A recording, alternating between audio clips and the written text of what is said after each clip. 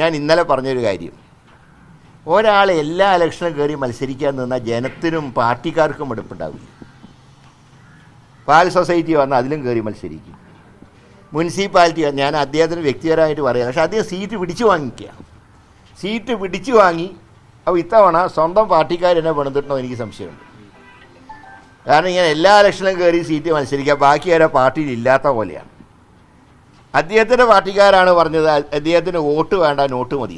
ഞാൻ പറഞ്ഞല്ല, ഞാനൊരു സ്ഥാനാർത്ഥിയും ഞാൻ പേഴ്സണലായിട്ട് ഞാൻ ഹരാസ് ചെയ്യില്ല. അതിൻ്റെ നല്ല മുന്നേറ്റം ഉണ്ടായി. അതിലേറ്റവും സന്തോഷമുള്ള കാര്യം മുനിസിപ്പാലിറ്റി തിരിച്ചു പിടിച്ചതാണ്. കഴിഞ്ഞ 2 ടേമായിട്ട് നഷ്ടപ്പെട്ട മുനിസിപ്പാലിറ്റി, കഴിഞ്ഞ തെരഞ്ഞെടുപ്പുകളൊന്നും UDF ലീഡ് കഴിയാതിരുന്ന മുനിസിപ്പാലിറ്റി ഇത്തവണ UDF അനുകൂലമായിട്ട് വിധി എഴുതി. മാത്രമല്ല ഈ LDF അവസാന ദിവസങ്ങളിൽ ഇറക്കിയ പരസ്യം ഇടതുപക്ഷത്തിനെ സ്നേഹിക്കുന്നവരെ തന്നെ ശത്രുക്കളാക്കി. അതാണ് ഒരു സ്വതന്ത്ര സ്ഥാനാർത്ഥിയെ നിർത്തിയിട്ട് പോലും മുന്നേറ്റം ഉണ്ടാക്കാൻ കഴിയാതിരുന്നത് ഇടതുപക്ഷത്തിനെ സ്നേഹിക്കുന്നവരും ഒരടി CPM നൽകണം എന്നുള്ള ആഗ്രഹത്തിൽ തന്നെ ചെയ്താണ്. അതുകൊണ്ട് പാലക്കാട്ടെ വിജയം നല്ല തിളക്കമാർന്ന വിജയമാണ്.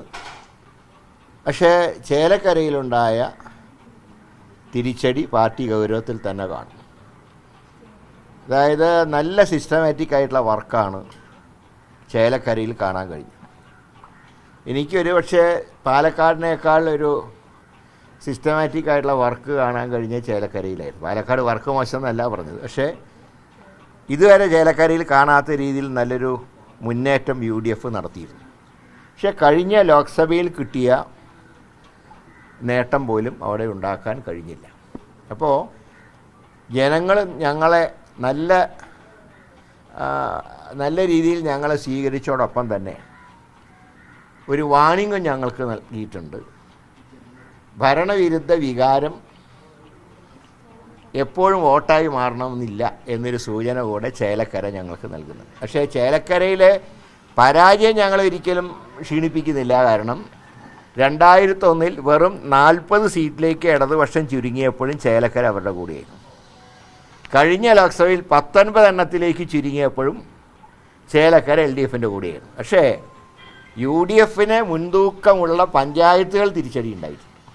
അതുകൊണ്ട് ഈ ജനവിധിയെ ഞങ്ങൾ വിനയപൂർവ്വം സ്വീകരിക്കുന്നു. യാഥാർത്ഥ്യങ്ങൾ ഞങ്ങൾ ഉൾക്കൊള്ളുന്നു. നല്ല കരുത്തോടുകൂടെ ഭാവിയിൽ UDF മുന്നോട്ട് പോകും. ഇവിടെ ചില ചാനലുകൾ കണ്ടത് ഭരണവിരുദ്ധ വികാരമില്ല ചേലക്കര ചൂണ്ടിക്കാണിച്ചിട്ടാണ്. അതൊന്നുമല്ല, ഭരണവിരുദ്ധ വികാരം നന്നായിട്ടുണ്ട്. പക്ഷേ അത് ഞങ്ങൾക്ക് ചേലക്കരയിൽ ഉദ്ദേശിച്ച രീതിയിൽ അതിൻ്റെ റിസൾട്ട് കിട്ടിയില്ല. അത് ഞങ്ങൾ പരിശോധിക്കും. ഞങ്ങൾ ഗൗരവത്തിൽ തന്നെ അക്കാര്യം പരിശോധിക്കും. അതുപോലെ സന്തോഷമുള്ളത് പ്രിയങ്കാ ഗാന്ധിക്ക് ഉദ്ദേശ ഭൂരിപക്ഷം നൽകാൻ കഴിയുന്നതാണ് ഇപ്പോഴത്തെ ട്രെൻഡ് കാണിക്കുന്നത്. ഇപ്പോഴത്തെ തന്നെ അവരുടെ ഭൂരിപക്ഷം ഏതാണ്ട് 3 ലക്ഷത്തിലേക്കായി. അപ്പോൾ 5 ലക്ഷം എന്നുള്ള ഒരു ടാർഗറ്റ് പൂർത്തീകരിക്കാൻ കഴിയുന്നതാണ് ഇപ്പോഴത്തെ ഒരു പ്രതീക്ഷ. ഏതായാലും ഇനിയും 1 മണിക്കൂറുണ്ട് പൂർണ്ണമായിട്ട് എണ്ണിക്കഴിയും. ഈ പാലക്കാട് സന്ദീപ് വാര്യരുടെ സ്വാധീനം എത്രത്തോളം ഉണ്ട് എന്നാണ് താങ്കളുടെ ഇപ്പോഴത്തെ ഈ കാണാൻ കഴിയുന്നത്? സന്ദീപ് വാര്യർ വന്നുകൊണ്ട് വോട്ടൊന്നും നഷ്ടപ്പെട്ടിട്ടില്ല. ഇവിടെ അങ്ങനെ ഒരു പ്രചാരണം ഉണ്ടായിരുന്നു. സന്ദീപ് വാര്യർ വന്നപ്പോൾ RSSകാർ കുറേ കൂടെ ശക്തമായി. അതുകൊണ്ട് നഷ്ടമുണ്ടാകും. ആ നഷ്ടമൊന്നും ഉണ്ടായിട്ടില്ല. ലാഭം ഉണ്ടായിട്ടുണ്ടോ? ഒരാൾ വന്നു എന്നുള്ള ഒരു മെച്ചം ഉണ്ടായിട്ടുണ്ട്. അതല്ലാതെ അത് ഞാൻ ആദ്യമേ പറഞ്ഞല്ലോ, പാലക്കാട് തോൽക്കുന്ന പ്രശ്നവുമില്ല. അത് കോൺഗ്രസിൻ്റെ UDFൻ്റെ A ഗ്രേഡ് സീറ്റാണ്. പക്ഷേ ഭൂരിപക്ഷം വർദ്ധിച്ചത് തീർച്ചയായിട്ടും സന്ദീപ് വാര്യരുടെ വരവ് ഒന്ന് അരക്കിട്ട് ഉറപ്പിച്ചിട്ടുണ്ട്. നഗരസഭയിലെ ഈ നേട്ടം അതൊരു ഫാക്ടറായിട്ട് കാണാൻ പറ്റുമോ? അതിൻ്റെ മറ്റൊരു കാര്യം കൂടിയുണ്ട്. ഞാൻ ഇന്നലെ പറഞ്ഞൊരു കാര്യം, ഒരാൾ എല്ലാ ഇലക്ഷനും കയറി മത്സരിക്കാൻ നിന്നാൽ ജനത്തിനും പാർട്ടിക്കാർക്കും എടുപ്പുണ്ടാവില്ല. പാൽ സൊസൈറ്റി വന്നാൽ അതിലും കയറി മത്സരിക്കും. മുനിസിപ്പാലിറ്റി ഞാൻ അദ്ദേഹത്തിന് വ്യക്തിപരമായിട്ട് പറയാം, പക്ഷേ അദ്ദേഹം സീറ്റ് പിടിച്ചു വാങ്ങിക്കുക. സീറ്റ് പിടിച്ചു വാങ്ങി അപ്പോൾ ഇത്തവണ സ്വന്തം പാർട്ടിക്കാരെന്നെ പണിതിട്ടോ എനിക്ക് സംശയമുണ്ട്.